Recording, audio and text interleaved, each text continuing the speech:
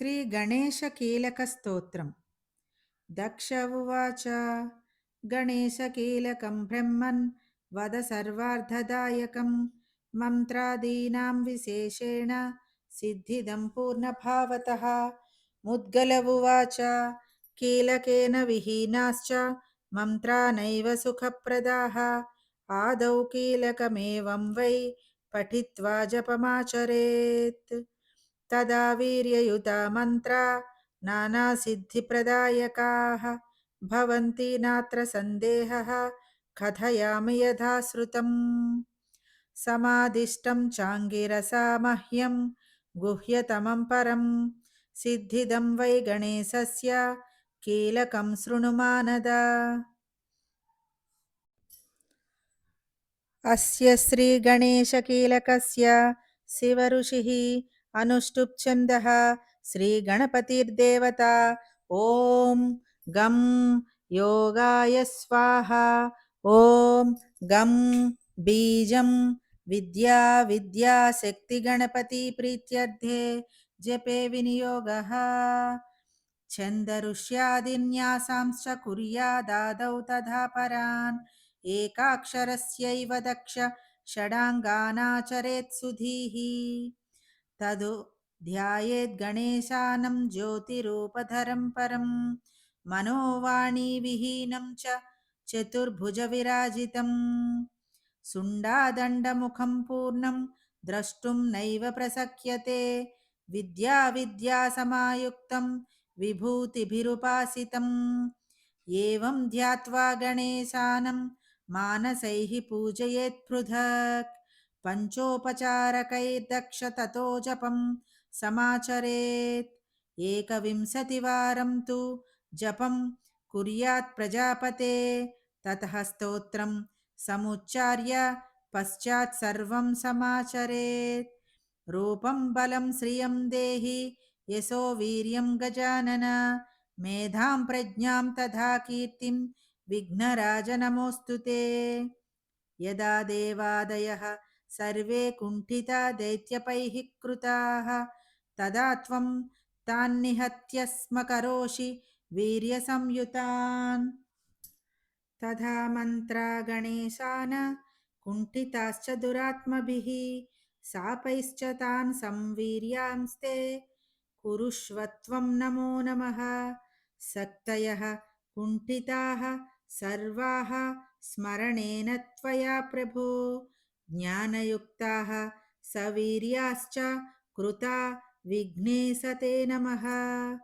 चराचरं जगत्सर्वं सत्ताहीनं यदा भवेत् त्वया सत्तायुतं डुण्ढे स्मरणेन कृतं च ते तत्त्वानि वीर्यहीनानि यदा जातानि विघ्नप स्मृत्या ते वीर्ययुक्तानि पुनर्जातानि ते नमः।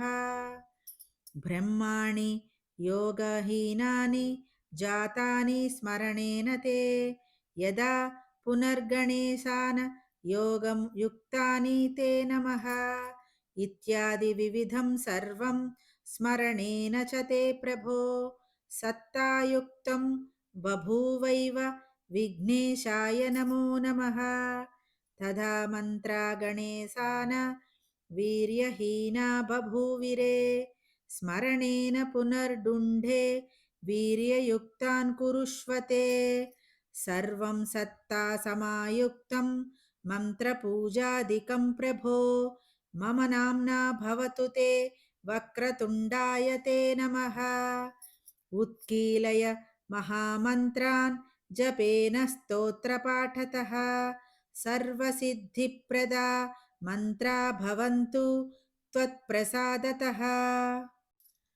गणेशाय नमस्तुभ्यं हेरम्बायैकदन्तिने स्वानन्दवासिने तुभ्यं ब्रह्मणस्पतये नमः।